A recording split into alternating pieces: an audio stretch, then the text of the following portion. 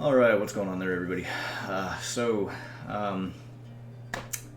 This video is basically going to be about my grievances with Dead by Daylight. Now, I don't think I've ever really covered much in terms of like past videos how I've really felt about this game, but this update is what really did it for me. And I'm not the only one, because in my last stream I had basically looked through the Steam forums and how many people just do not like this update in terms of mainly the user interface and the animations that came with it. That being said, though, it's very interesting because no more than maybe a little over an hour, maybe 2 hours from now, 2 hours ago, Behavior had mentioned that they hear us loud and clear now, and basically they're going to make some changes to the user interface and the animations. Now, we'll see whether or not they hold their word to this. Again, I'm not going to be purchasing the Rift Pass, and I'm not going to be purchasing any DLC for this game for a little while until I see some changes. So we'll see once the next PTB comes out if they really change it or not.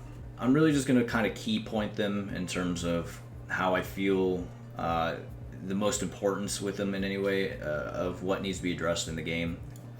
Big elephant in the room kind of thing, right? And that being animations, user interface, the performance of the game, the meta of the game, and by meta I mean like common perks that most killers, most survivors are constantly using, or common killers that a lot of people are using to basically give them an advantage. And then there's the Rift. I feel like the Rift is very lackluster in terms of content compared to when it was very first introduced. So again, we're going to go into all this stuff very briefly here. So with the introduction with 4.5.0, we got some new animations and a new user interface, right? And I'm pretty sure many of you, like myself, do not agree with it, and it looks kind of terrible. I do have some footage basically that I've recorded about a few weeks back, because I knew that if I went to Tucson, that maybe they were going to update the game while I was away, and then I wouldn't be able to get the footage for it. And so basically, we're going to be going over the animations first, and so here I will probably show on the screen here of old footage of what the old male animations used to look like. And then basically we're going to compare those to the newer animations. And I don't really have too much of a problem with the female animations per se. I think they look pretty much identical to the original, other than that they're a little bit more fluid, and that's completely fine. But I think what really needs to go to the drawing board here is the male animations, because they seem very stiff. If you take a look at how they used to look in the original, looking, back, behind you, forward, running, crouching, they look completely fine. They look as if to some degree, I think the male animation, I feel like he was a little too hunchback. I think they needed to fix that a little bit, make him stand up a little straighter. I know they kind of did that with the newer animations, but they seemed fluid. Whereas the new animations, they seem very stiff for a male, especially when you're like running forward or looking behind you. It just seemed very just robotic, there's no real articulation in the movement. It's just very like I said, there's no real way to explain how I feel about the animations. It just doesn't feel like a human being, in my opinion. And one of the features that they took away that I totally didn't agree with in terms of the animations, both for male and female, is when you first spawn in the game as a survivor, you would always look around you. Like, you would look behind you, in front of you, and then to the other side. And I think that was because the animation, if I'm not mistaken how the armature works in Dead by Daylight, the camera is tied to the player's head. And so when the animation moves around, that camera is so when the camera moves, it moves the head. If that makes sense, right? And I think they've detached the camera from the actual armature of the survivor, and so therefore when you spawn in the game, it doesn't have that same effect. So it was kind of like a accidental effect, if you will. It wasn't something that they've necessarily implemented. It was just something that was always there, and it felt very unique because it made sense, right? You spawn in as a survivor into this world, into this map that you have no clue about. But there's it's creepy, and it's like there could be a killer about, and so you're always constantly looking around you when you first spawn in, just to kind of make sure that he's not behind you. That's kind of how I interpret it, and I thought it was a cool little feature, even though that it may have been accidental that they had there. So they've completely botched that. And so I know a lot of people complain about the crawling animations too. They seem like they're a little too quick. Where I do like the new crawling animations is, I don't think I have any footage for this, but when you actually hold down the recover button, you actually are seen trying to get your character back up. I think that's a great addition. When it comes to a lot of the new animations, there are some good and there are some bad. That I have to say about it. You know, like, I like the fact that they make them a little bit more fluid in the aspects of, like, if you're running, you kind of you kind of stumble a little bit. If you make a sudden movement, you kind of like flip over and you kind of like your character kind of like slides back. I don't know how to describe it.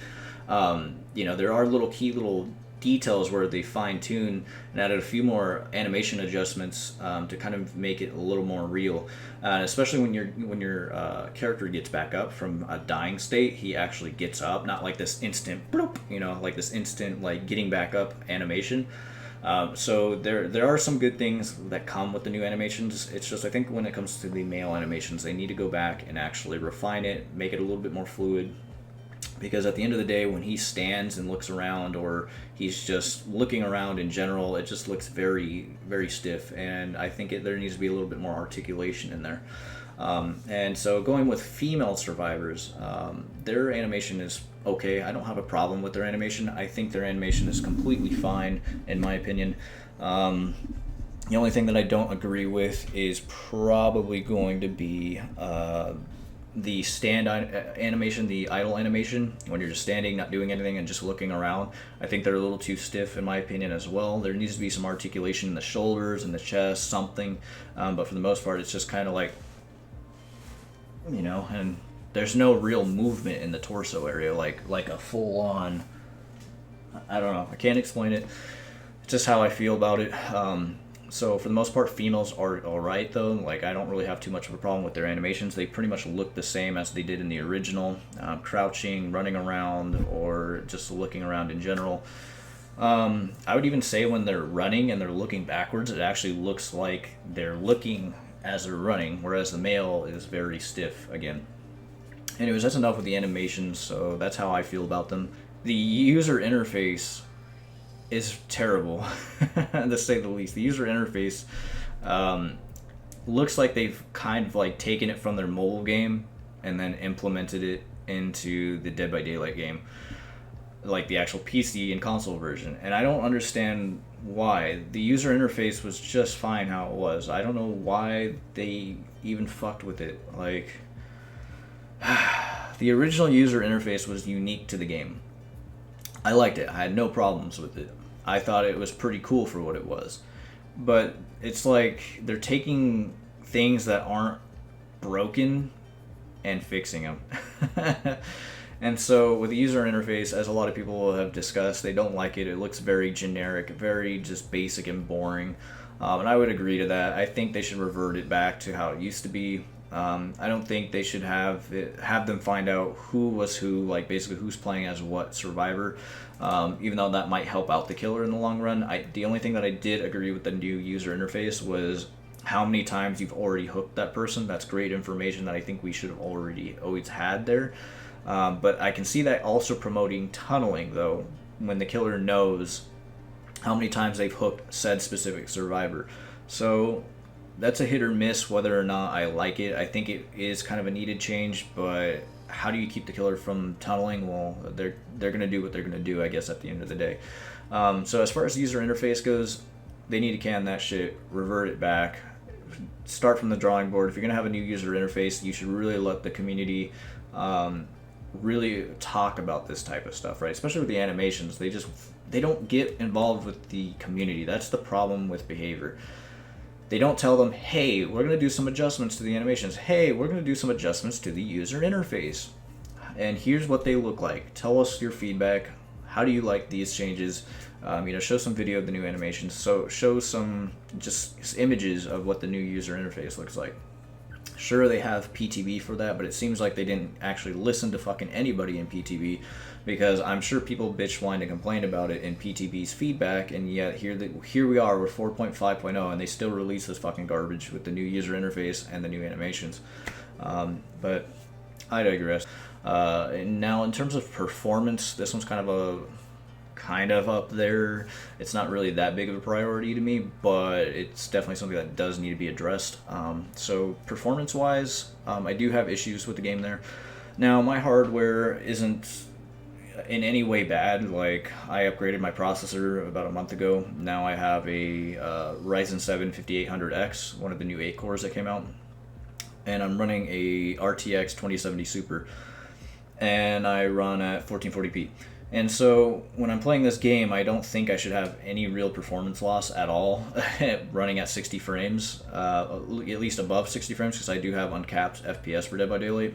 And yeah, if I'm playing any kind of maps that have a lot of particle effects, a lot of fog, or I'm in Dreamworld from Freddy, totally gets me a big FPS hit. Like, I'll go from like anywhere from above 60 FPS to like 40 to 50 frames. And those 10 to 20 frames make a huge difference in terms of this game, because you want your game to be as fluid as possible to basically either do skill checks or getting away from the killer. Every little frame matters in terms of you know, the PvP aspect of this game, because it's very fast. And the other thing too is I have footage here of where I had a lag spike when I was activating Sprint Burst. I know I give meta perks that I'm about to explain here in a second a lot of shit.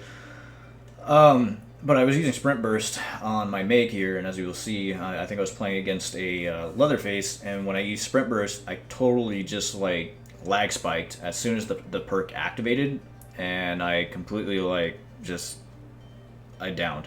I went into dying state because I was already a hit away from being put into dying state, and because of that lag spike, because of when Sprint Burst was activating, it completely like killed my FPS. So I have that with certain perks where they like spike me for whatever reason. Like, I get like a stutter, and then it fucks up the game for me. And that can be very detrimental if that happens commonly, which it does in terms of a lot of the sprint type perks. And so that's my grievances with performance. I think there needs to be more options for performance in terms of like additional options and features to basically turn things on and off that aren't going to be either at an advantage or disadvantage for the killer or survivor, because that is something to put into account. If you put, you know, your settings as like very low quality, then you're obviously going to have a bigger advantage over somebody that has on ultra. And they do this with a lot of open world games, right? A lot of PvP open world games where people deliberately play on low settings just to be able to see people in trees or out in the distance. One such instance would be like DayZ, for example. You can basically see people from like miles away because you have no shadows turned on. Most of the trees are turned off, and it's like most of the foliage is just gone.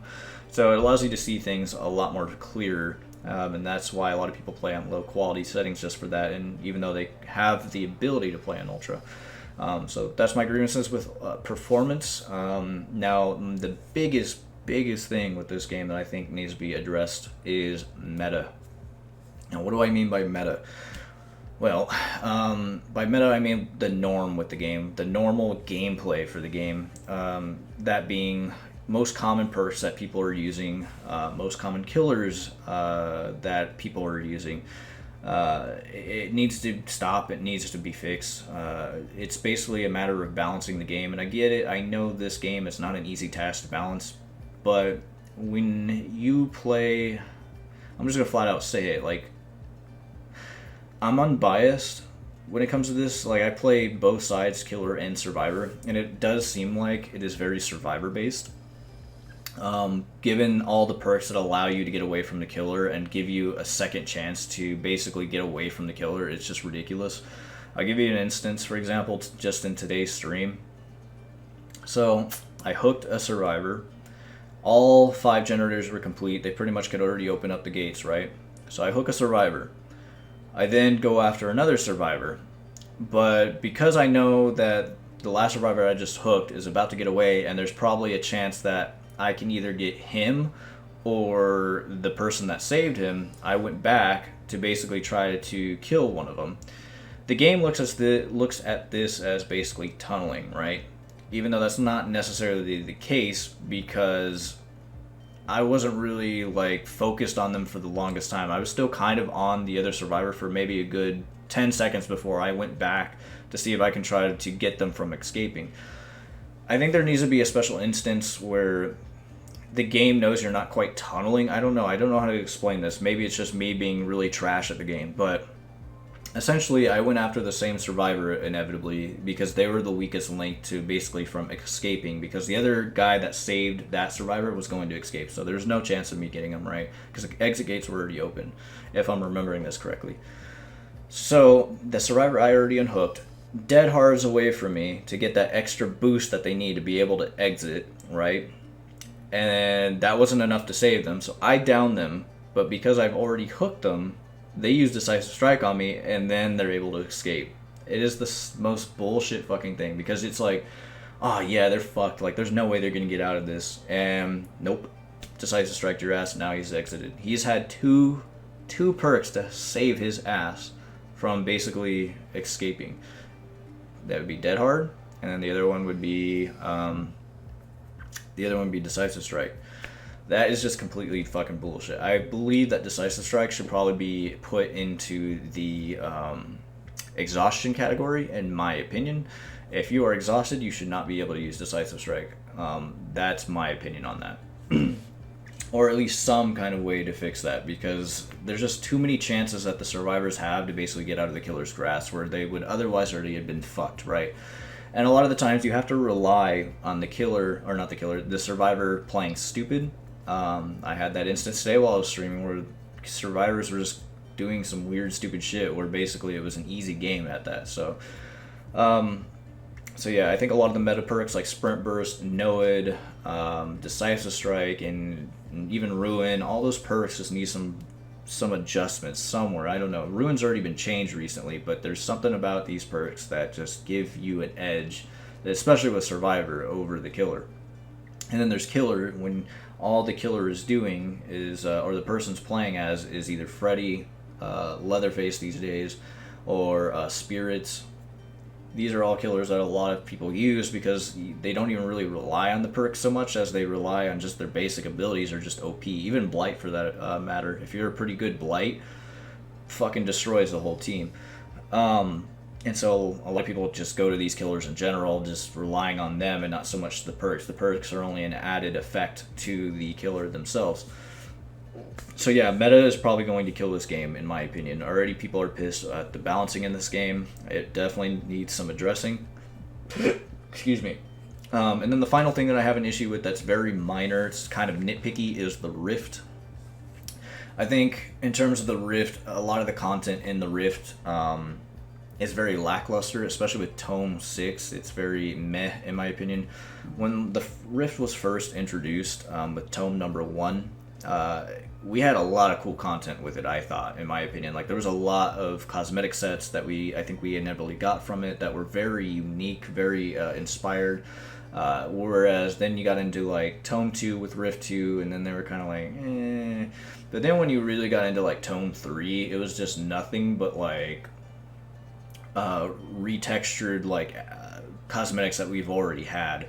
And especially with what we have with this tome specifically, Tome 6 with the Rift number 6, it's basically they've pulled a lot of textures and assets from the mobile game and basically implemented those into Dead by Daylight.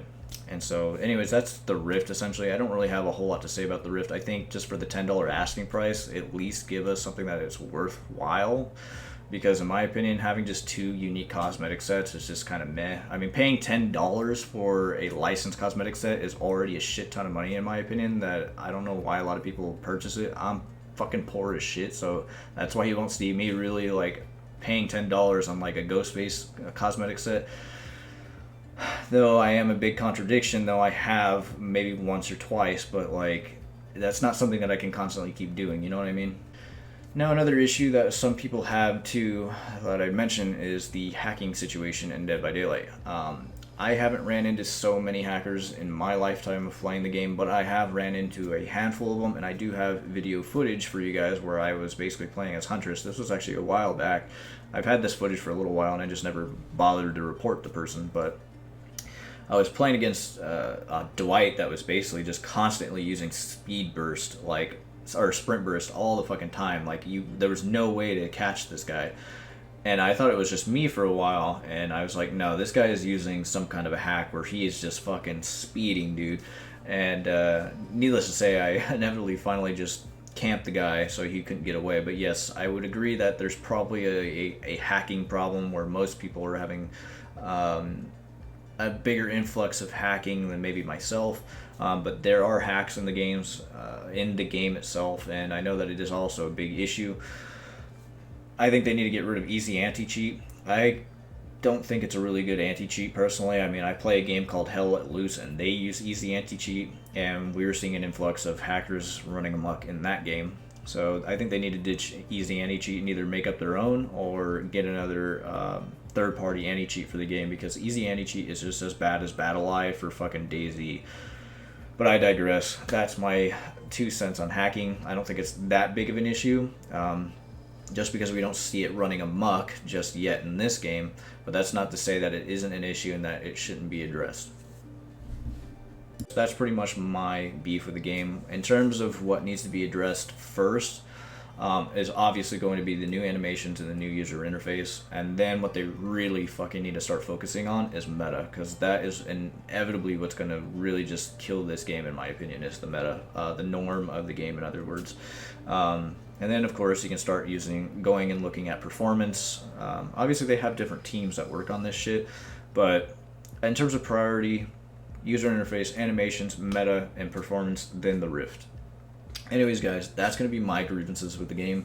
I would like to know your thoughts and opinions on the game. Let me know how you feel Dead by Daylight and the way that it's going, in your opinion, on what changes you would like to see, because I feel like a lot of people don't really have the balls to really talk about this kind of stuff. And I'm not looking at anybody specifically. There's only a handful of people that I really see on YouTube that kind of